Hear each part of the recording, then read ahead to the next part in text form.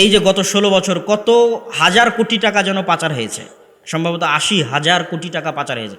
তো 80,000 কোটি টাকা কি আমার আপনার নয়? আমার আপনার। তাহলে ওই 80,000 কোটি টাকা পাচার হওয়ার কারণে তো আমি আপনি গরিব।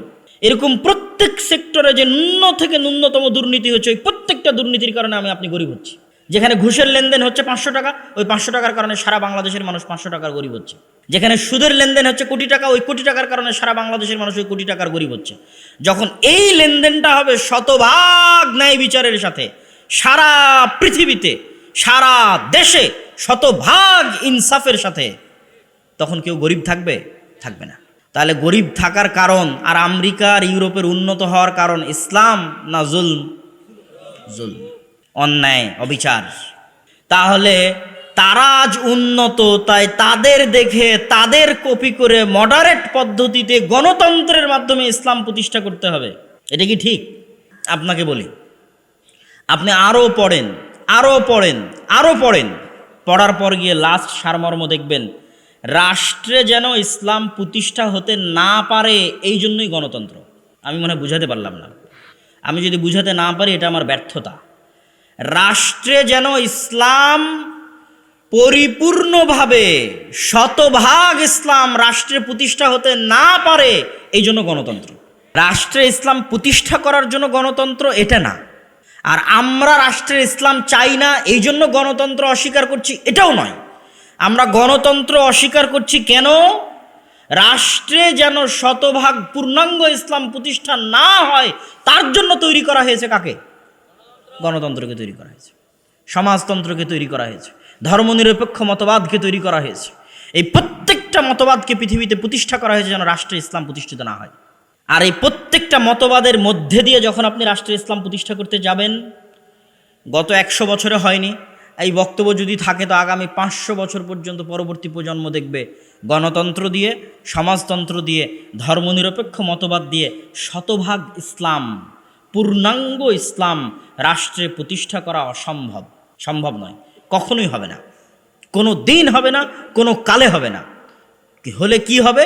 অপূর্ণাঙ্গ ইসলাম প্রতিষ্ঠা হবে, কম্প্রোমাইজড ইসলাম প্রতিষ্ঠা হবে। যে ইসলাম আমি এবং আপনি কম্প্রোমাইজ করেছি, চলো এটা ছাড় দিলাম, চলো এটা ছাড় দিলাম, ঠিক আছে চলো শহীদ মিনারে ফুল দিয়ে আসি, সেই ইসলাম প্রতিষ্ঠা হবে। ঠিক আছে চলো জাতীয় স্মৃতিসৌধে ফুল দিয়ে আসি, সেই ইসলাম প্রতিষ্ঠা হবে। সেই ইসলাম বিকৃত ইসলাম। আপনি গণতন্ত্র দিয়ে, সমাজতন্ত্র দিয়ে, ধর্মনিরপেক্ষ মতবাদ দিয়ে পূর্ণাঙ্গ ইসলাম রাষ্ট্রে প্রতিষ্ঠা করতে পারবেন না। তাহলে প্রতিষ্ঠা হবে কি দিয়ে? তার 1 নম্বরে বলেছি, আমাদের ব্যক্তিগত, সামাজিক, পারিবারিক জীবনে একটা সংশোধন লাগবে, তার নাম ন্যায়পরায়ণতা। আপনাকে আমি প্রশ্ন করি, মুসা আলাইহিস সালাতু ওয়াস সালাম যখন ফেরাউনের কাছে গেলেন, এত বড় মোজেজার লাঠি দিয়ে ডাইরেক্ট ফেরাউনকে হত্যা করে দিলেই তো হয়। আল্লাহ মুসা আলাইহিস সালামকে বললেই তো পারে, তোমাকে লাঠি দিলাম, যাও ফেরাউনকে হত্যা করো, রাষ্ট্র ক্ষমতা দখল করো, ইসলাম প্রতিষ্ঠা করো। তা না করে এত বড় কাফের শাসকের কাছেও মুসা আলাইহিস সালামের এত ক্ষমতা থাকার পরও বলা হচ্ছে দাওয়াত দাও। তাও কত দিন দাওয়াত দিল, কত বছর দাওয়াত দিল। আল্লাহ সুবহানাহু ওয়া তাআলা হুমজিক্যালি ডাইরেক্ট কোনো কিছু প্রতিষ্ঠা করতে চান না। আল্লাহ সুবহানাহু ওয়া তাআলা স্লোলি, লতিফ, ধীর স্থিরভাবে ওই পরীক্ষার মধ্যে দিয়ে, ওই সমস্ত কষ্টের মধ্যে দিয়ে, ওই সমস্ত দুঃখ, জুলম, অত্যাচারের মধ্যে দিয়ে ইসলাম প্রতিষ্ঠা হবে। যেই জুলম, যেই অত্যাচার, যেই দুঃখ, যেই কষ্ট মুসা আলাইহিস সালাম ভোগ করেছে, যেই দুঃখ, যেই অত্যাচার, যেই কষ্ট ইব্রাহিম আলাইহিস সালাম ভোগ করেছে, যেই দুঃখ, যেই অত্যাচার, যেই কষ্ট নূহ আলাইহিস সালাম ভোগ করেছে, যেই দুঃখ, যেই কষ্ট, যেই অত্যাচার মুহাম্মদ সাল্লাল্লাহু আলাইহি ওয়াসাল্লাম ভোগ করেছে। ইব্রাহিম আলাইহিস সালামকে দিয়ে পারলে, চাইলেই আল্লাহ সুবহানাহু ওয়া তাআলা যদি আগুনের মধ্যে থেকে ইব্রাহিমকে বাঁচাতে পারে যে আল্লাহ, তো সেই আগুনে আল্লাহ নমরুদকে পুড়িয়ে দিতে পারে না? দাওয়াত দেওয়ার কি দরকার? এখনো নবী প্রেরিত হলে দাওয়াত দেবে, কিন্তু নবীদের দাওয়াত আর আমাদের দাওয়াতের মধ্যে আসমান জমিন পার্থক্য আছে। এই জায়গাগুলোতেই আমাদেরকে ভুল ত্রুটি খুঁজে বের করতে হবে। নবীদের দাওয়াত আর আমাদের দাওয়াতের মধ্যে কি কি পার্থক্য? নবীরা সব সময় ক্ষমতার কেন্দ্রবিন্দুতে আঘাত করেছে, দাওয়াত দিয়েছে ক্ষমতার কেন্দ্রবিন্দুতে। আল্লাহর নবীও যখন দাওয়াত দেওয়া শুরু করেছে, মক্কার কোরাইশদের টপ লেভেলের সর্দারেরা উপস্থিত হয়েছে, সেখানে দাওয়াতের ঘোষণা হয়েছে। মুসা আলাইহিস সালাতু ওয়াস সালাম একদম ডাইরেক্ট, আল্লাহ বলেছে ডাইরেক্ট ফেরাউনের কাছে, কোথাও নয়, এদিক ওদিক থামার দরকার নেই, সোজা ফেরাউনের কাছে। ইব্রাহিম আলাইহিস সালাতু ওয়াস সালাম সোজা রাষ্ট্র ক্ষমতার কেন্দ্রবিন্দুতে। আর আমরা আলেম ওলামা রাষ্ট্রের কাছে গেছি নিজের স্বার্থ হাসিল করতে, দাওয়াত দিতে নয়। গত 16 বছর কি হানাফি, কি আহলে হাদিস, সকল আলেম ওলামা, এমপি, মন্ত্রী, মিনিস্টার, ওসিডিসি, এসপির কাছে গেছে নিজের স্বার্থ হাসিল করতে। ভাই আমার এই কাজটা করা লাগবে, একটু করে দিন। ভাই আমার এত বড় সংগঠন আছে, এত বড় দল আছে, আমার এটা করার দরকার, একটু করে দিন। রাষ্ট্রের কেন্দ্রবিন্দুতে নির্ভেজাল ইসলাম নিয়ে, নিষ্কলুষ ইসলাম নিয়ে, নিঃস্বার্থ ইসলাম নিয়ে আঘাত করবে, এরকম মায়ের সন্তানের জন্মই হয়নি। নিঃস্বার্থভাবে আঘাত করবে রাষ্ট্রের কেন্দ্রে, কোনো স্বার্থ নাই, আমার এই কাজটা করে দিতে হবে ভাই, এটা একটু দেখেন, এগুলো না। ডাইরেক্ট আপনি যেটা করছেন সেটা ভুল করছেন, অন্যায় করছেন, ফিরে আসতে হবে। আপনি মুসলিম, আপনাকে সংশোধন হতে হবে। এরকম নিঃস্বার্থ দাওয়াত কেউ নিয়ে যায়নি। নবীরা নিঃস্বার্থ দাওয়াত নিয়ে যেতেন, রাষ্ট্রের কেন্দ্রবিন্দুতে নিয়ে যেতেন। এই জন্য নবীদের সাথে লড়াই শুরু হয়ে যেত, আমাদের সাথে লড়াই শুরু হয় না। এইরকম নবীদের দাওয়াতের সাথে আমাদের দাওয়াতের এরকম অসংখ্য পার্থক্য আছে, যেই পার্থক্যগুলোর কারণে আমরা সঠিকভাবে দাওয়াতি কাজ করতে পারছি না। 1 নাম্বার ন্যায়পরায়ণতা, 2 নাম্বার দাওয়াতি কাজ, 3 নাম্বার সোশ্যাল জাস্টিস। এটা আজকে নতুন তত্ত্ব যুক্ত করে দিলাম। এই বিষয়ে এর আগেও বক্তব্য দিয়েছি, কিন্তু এই পয়েন্টটা উল্লেখ করিনি। সামাজিক ন্যায় বিচার। সামাজিক ন্যায় বিচার আবার কি? আল আদাবুল মুফরাদ খুলে দেখেন। আল আদাবুল মুফরাদে ইমাম বুখারীর লেখা একটা বই ধারাবাহিক উল্লেখ করতে থেকেছে সমাজে আপনি কেমনে চলবেন। তার প্রত্যেকটা এমন ছোট ছোট ছোট ছোট ছোট ছোট ছোট ছোট অধ্যায়। বাপ মায়ের সাথে ভালো ব্যবহার, পাড়া প্রতিবেশীর সাথে ভালো ব্যবহার, ইয়েতিমের হক, আত্মীয় স্বজনের হক, সন্তান সন্ততির হক, স্ত্রীর হক, এই রকম বলতে বলতে বলতে বলতে বিশাল বই। মানে সমাজের প্রত্যেকটা স্তরে কি হতে পারে। সমাজ মানে কি? কয়েকটা পরিবার মিলে একটা সমাজ, পাড়া প্রতিবেশী মিলে সমাজ, পাড়া প্রতিবেশীর সাথে কি হবে, আত্মীয়ের সাথে কি হবে, বাপ মায়ের সাথে কি হবে, ভাই বোনের সাথে কি হবে, প্রত্যেকটা বিস্তর তুলে ধরেছেন ইমাম বুখারী রাহিমাহুল্লাহ। আর আল্লাহ সুবহানাহু ওয়া তাআলা তুলে ধরেছে সূরা হুজরাতের মধ্যে, যে সমাজ কেমনে চলবে। গীবতের কথা তুলে ধরেছে, গোয়েন্দাগিরির কথা তুলে ধরেছে, ঠাট্টা মশকরা উপহাসের কথা তুলে ধরেছে। সোশ্যাল জাস্টিস মানে সামাজিক ন্যায় বিচার। ব্রিটিশরা যখন, এই তত্ত্বটা কেন দিচ্ছি এটা একটু বুঝতে হবে। ব্রিটিশরা যখন ক্ষমতা দখল করলো, মুসলমানেরা যখন দেখলো যে ক্ষমতায় আমরা তাদের সাথে পাচ্ছি না, তখন মুসলমানের একটা ছোট্ট বুদ্ধি অবলম্বন করলো, যেই বুদ্ধি এখনও আপনারা অবলম্বন করতে পারবেন কিন্তু করেন না। তিতুমির এটাই করেছে, হাজী শরীয়তুল্লাহ এটাই করেছে, সৈয়দ আহমদ বেরলভী এটাই করেছে, শাহ ইসমাইল শহীদ এটাই করেছে। সেটা কি? ডিসেন্ট্রালাইজেশন, ক্ষমতার বিকেন্দ্রীকরণ। ঠিক আছে, তুমি দিল্লিতে বসে আছো, দিল্লিতে বসে থাকো। আমার ছোটনায় কি হচ্ছে এটা কি আর দিল্লিতে বসে থেকে সবসময় ব্রিটিশ সরকারের দেখার ক্ষমতা আছে? আমার প্রশ্ন কি বুঝতে পারছেন? আমার দেবিদ্বার, বড়িচং, কোরপাই, ছোটনা এই অঞ্চলে কি হচ্ছে, ওই দিল্লিতে বসে থেকে ব্রিটিশের পুলিশের 24 ঘন্টা তদারকি করার ক্ষমতা নাই। তাহলে আমি অন্তত আমার সমাজে ইসলাম প্রতিষ্ঠা রাখবো। আমার কথা কি বুঝতে পারছেন আপনারা? যে আমি অন্তত আমার সমাজে কি প্রতিষ্ঠা রাখবো?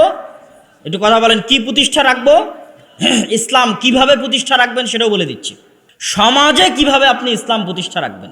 আল আমরু বিল মারুফ ওয়ান নাহি আনিল মুনকার, সৎ কাজের আদেশ, অসৎ কাজে বাধা, প্রত্যেক নবীর বৈশিষ্ট্য, উম্মতে মুহাম্মাদির বৈশিষ্ট্য। তো আপনার গ্রামে একটা মেয়ের বিবাহ হচ্ছে ডিমান্ড, যৌতুকের সাথে, তো আপনি ইমাম সাহেব কোন লজ্জায় সেই যৌতুকের বিবাহ পড়াচ্ছেন? আমাকে উত্তর দেন। আপনারা মুসলমান নাম নিয়ে কোন লজ্জায় সেই যৌতুকের বিবাহে অংশগ্রহণ করছেন? উত্তর দেন। আপনি জেনে বুঝে, ইমাম সাহেব জেনে বুঝে, নামাজি মুসলমানেরা জেনে বুঝে, হাজি মুসলমানেরা জেনে বুঝে, ওমরাকারী মুসলমানেরা জেনে বুঝে, দানবীর মুসলমানেরা জেনে বুঝে, হুজুর আলেম মুসলমান জেনে বুঝে সমাজে অন্যায় করছে। তাহলে এ গোলাম থাকবে না, এই জাতি গোলাম থাকবে না, তো কে গোলাম থাকবে? ওই অন্যায়ের প্রতিবাদ করেন। এটা অন্যায় হচ্ছে, প্রতিবাদ করেন। আল আমরু বিল মারুফ ওয়ান নাহি আনিল মুনকার, সৎ কাজের আদেশ, অসৎ কাজে বাধা। আপনার সমাজে অন্যায় হতে দিয়েন না। বাংলাদেশের কোনো একটা সমাজ যদি এরকম প্রতিষ্ঠিত হয়ে যায়, বাংলাদেশের কোনো একটা দল যদি এরকম প্রতিষ্ঠিত হয়ে যায়, কোনো একটা মাদ্রাসা যদি এরকম প্রতিষ্ঠিত হয়ে যায় যেখানে শতভাগ ন্যায় বিচার আছে, ওখান থেকে ইসলামের উত্থান হবে। ওখান থেকে কিসের উত্থান হবে? ইসলামের উত্থান হবে। সম্মানিত উপস্থিতি, সোশ্যাল জাস্টিস, সামাজিক ন্যায় বিচার। গত 16 বছর আওয়ামী লীগের সরকার বা গত 16 বছর যে ফ্যাসিজমের সরকার ছিল তারা গ্রাম পর্যন্ত, পাড়া পর্যন্ত দলীয়করণ করেনি? তথা একদম গ্রাম পাড়ায় যদি কোনো সালিশ হয় সেটাও ওই দলের নেতার মাধ্যমে, ঘুষের মাধ্যমে সালিশ হতে হবে। কিন্তু যখন এই সরকার বিদায় নিয়েছে তখন এই জায়গাগুলো শূন্য, গ্রাম পর্যায়ে পাওয়ার শূন্য, পাওয়ার খালি হয়ে গেছে। সেই পাওয়ারটা আপনারা মুসলমানেরা বসে বসে আর এক দলের হাতে দিয়ে দিচ্ছে। আমি যদি বুঝাতে না পারি এটা আমার ব্যর্থতা। এখন সারা বাংলাদেশের গ্রাম পর্যায়ে ক্ষমতা শূন্য, কেননা গত 16 বছর যেই ফ্যাসিজম ছিল সেই ফ্যাসিজম বিদায় নিয়েছে। কিন্তু দুঃখজনক হলেও সত্য যে মুসলমানেরা বসে বসে অন্তত তাদের গ্রাম পর্যায়ের ক্ষমতা আর এক দলের হাতে তুলে দিচ্ছে। যেখানে যান সেখানেই শোনা যাচ্ছে, ভাই আগে তারা এসে চাঁদা নিত, এখন এরা চাঁদা নিচ্ছে। তাহলে তো সামাজিকভাবে অন্যায় অবিচার আপনারা প্রতিষ্ঠা রেখেছেন। এখন কেন একটু বুক চেতিয়ে বলতে পারেন না, না আমার গ্রামে অন্যায় হবে না? এখন তো কেউ নাই, এখন তো আপনার গলা টিপে ধরবে এইরকম কোনো শক্তি নাই। তাহলে কেন আপনি আপনার গ্রাম পর্যায়ে, কেন মসজিদের ইমাম, কেন গ্রামের মাদ্রাসা, অন্তত গ্রামের সালিশের দায়িত্বটা নিচ্ছে না? ভাই নেয়নি ব্রিটিশ আমলে? পঞ্চায়েত হয়নি? আলেম ওলামা মসজিদ মাদ্রাসার শিক্ষকেরা সালিশ করেনি? মসজিদের ইমাম সালিশ করেনি? করেছে। ব্রিটিশ আমলে ডিসেন্ট্রালাইজেশন এই কারণেই হয়েছে, বিকেন্দ্রীকরণ এই কারণেই হয়েছে। হাজি শরীয়তুল্লাহরা গ্রাম পর্যায়ে ইসলামী সালিশ প্রতিষ্ঠা করেছে, ইসলামী বিচার প্রতিষ্ঠা করেছে। এই যে ক্ষমতার শূন্যতা, এই ক্ষমতার শূন্যতাই হচ্ছে আপনাদের জন্য সুযোগ। আপনাদের গ্রাম পর্যায়ে সমাজ ব্যবস্থাকে শক্তিশালী করতে হবে, মসজিদ কেন্দ্রিক সমাজকে শক্তিশালী করতে হবে। মসজিদ কেন্দ্রিক সমাজ শক্তিশালী হবে, তার 1 নম্বর ভিত্তি কি? সমাজে অন্যায় হতে দেওয়া যাবে না। তার একটা অন্যায়ের উদাহরণ দিয়েছি, যৌতুক। এরকম আরও কত অন্যায় হয় সমাজে, গ্রামে। একদল যুবক যদি দাঁড়িয়ে যায় এই পাওয়ার শূন্যতার অবস্থায়, একদল 10টা যুবকও যদি দাঁড়িয়ে যায়, আমার গ্রামে অন্যায় হতে দিব না। কিসের উমুক দল তুমুক দলের নেতা? সালিশ হবে ন্যায়ের সাথে, বিচার হবে ন্যায়ের সাথে, বিয়ে শাদী হবে ন্যায়ের সাথে। প্রতিষ্ঠা করেন, রাষ্ট্রে ইসলাম প্রতিষ্ঠা হয়ে যাবে ইনশাআল্লাহ। মাসিক আল ইতিসাম নেবেন এবং নিয়মিত সম্পাদকীয় পড়ার চেষ্টা করবেন। এই মাসের সম্পাদকীয় আছে দামেস্ক বিজয়, মুসলিম উম্মাহ জেরুজালেম বিজয়ের দ্বার প্রান্তে। কেন দামেস্ক বিজয়, জেরুজালেম বিজয়ের দ্বার প্রান্তে? দামেস্ক বিজয় ছাড়া কোনোদিন জেরুজালেম বিজয় হয়নি। খালিদ বিন ওয়ালিদ, আমর ইবনুল আস তারাও যখন জেরুজালেম বিজয় করেছে দামেস্ক হয়ে যেতে হয়েছে। সালাহুদ্দিন আইয়ুবী যখন জেরুজালেম বিজয় করেছে দামেস্ক হয়ে যেতে হয়েছে। তো আজ দামেস্ক মুসলমানরা বিজয় করেছে, মানে এই দামেস্ক সেই দামেস্ক যার সম্পর্কে রাসূল সাল্লাল্লাহু আলাইহি ওয়াসাল্লাম হাদিসে বলেছে যে কিয়ামতের পূর্ব মুহূর্তে ভয়ঙ্কর যে যুদ্ধ হবে, সে ভয়ঙ্কর যুদ্ধে মুসলমানদের হেডকোয়ার্টার হবে দামেস্ক। কোন ভয়ঙ্কর যুদ্ধ? যে ভয়ঙ্কর যুদ্ধে 12টা পতাকার নিচে না 80টি পতাকার নিচে ঐক্যবদ্ধ হবে খ্রিস্টানরা, যার প্রত্যেকটা পতাকার নিচে 12,000 করে সৈন্য থাকবে।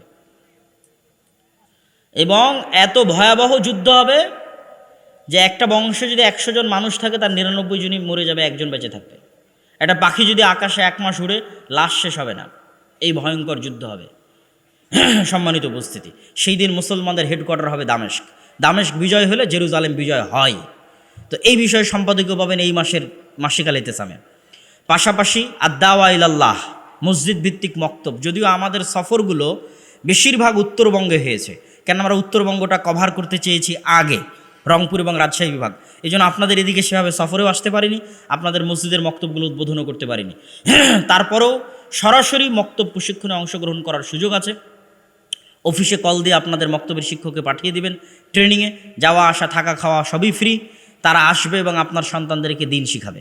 আমাদের আরেকটি নতুন বিষয় যুক্ত হয়েছে, আল জামিয়া সালাফিয়ার অধিভুক্ত হওয়ার সুযোগ। আপনারা জানেন যে জামিয়া সালাফিয়া তার নিজস্ব একক প্রচেষ্টায় আল্লাহ সুবহানাহু ওয়া তাআলার দয়ায় মদিনা ইসলামী বিশ্ববিদ্যালয়ের সাথে মুআদালা করতে সক্ষম হয়েছে। বাংলাদেশের কোনো কিছুর সাথে কোনোরূপ লিয়াজু মেনটেন করা ছাড়াই, আলহামদুলিল্লাহ। এই সম্মানটুকু আমরা আল্লাহর কাছে চেয়েছিলাম যে কারো কাছে যেন মাথা নত করতে না হয়, কারো কাছে মাথা নত করা ছাড়াই সরাসরি জামিয়া সালাফিয়া তার নিজ যোগাযোগে মুআদালা করবে, এটি যেন আল্লাহ তৌফিক দেয়। এটা আল্লাহর কাছে আমরা চেয়েছিলাম, আল্লাহ দিয়েছে আলহামদুলিল্লাহ। তারপর পরই আমরা ঘোষণা দিয়েছি সারা বাংলাদেশের যে সমস্ত প্রতিষ্ঠান গত 5-6 বছর যাবৎ আমাদের শাখা হওয়ার জন্য এসেছে, ঘুরেছে, আমরা শাখা হওয়ার অনুমতি দেইনি, বলেছি এখন আমরা শাখা করি না, তাদেরকে আমরা সুযোগ দিচ্ছি আল জামিয়া সালাফের অধিভুক্ত হওয়ার। এবং ইতিমধ্যেই ঘোষণার 1 মাসের মধ্যেই 12টি মাদ্রাসা আল জামিয়া সালাফিয়ার অধিভুক্ত হয়েছে আলহামদুলিল্লাহ।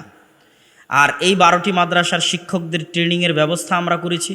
এই জানুয়ারির প্রথম সপ্তাহে তাদের ট্রেনিং হচ্ছে জামিয়া সালাফিয়া ডাঙ্গিপাড়া পাবা রাজশাহীতে। জামিয়া সালাফিয়ার অধিভুক্ত হওয়ার ক্ষেত্রেও আমরা দাওয়া ইলাল্লাহর সেই পলিসি মেনটেন করার আমাদের ইচ্ছা আছে। কি সেই পলিসি? আমরা মাদ্রাসাগুলো থেকে কিছু চাই না, আমরা যেন আরও দিতে পারি। বলেন আল্লাহ যেন আমাদের সেই তৌফিক দান করে, আল্লাহুম্মা আমিন।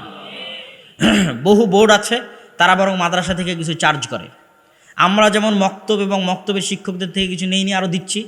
আমাদের ইচ্ছা বাংলাদেশে যত মাদ্রাসা আছে পবিত্র কোরআন ও সহিহ হাদিসের আলোকে চলছে, এই সমস্ত মাদ্রাসাগুলো থেকে কিছু নেওয়া তো দূরের কথা, আমরা যেন কিছু সহযোগিতা করতে পারি। জ্ঞান দিয়ে সহযোগিতা করতে পারি, ট্রেনিং দিয়ে সহযোগিতা করতে পারি, বই পুস্তক দিয়ে সহযোগিতা করতে পারি, সম্ভব হলে যেন অর্থনৈতিক সহযোগিতাও করতে পারি। আল্লাহ সুবহানাহু ওয়া তাআলা যেন আমাদের সেই তৌফিক দান করে, আল্লাহুম্মা আমিন। সম্মানিত উপস্থিতি, বক্তব্যগুলো বুঝার চেষ্টা করবেন, বিশেষ করে তরুণ ছাত্র যুবক সমাজ, এবং বক্তব্যের উপর আমল করার চেষ্টা করেন।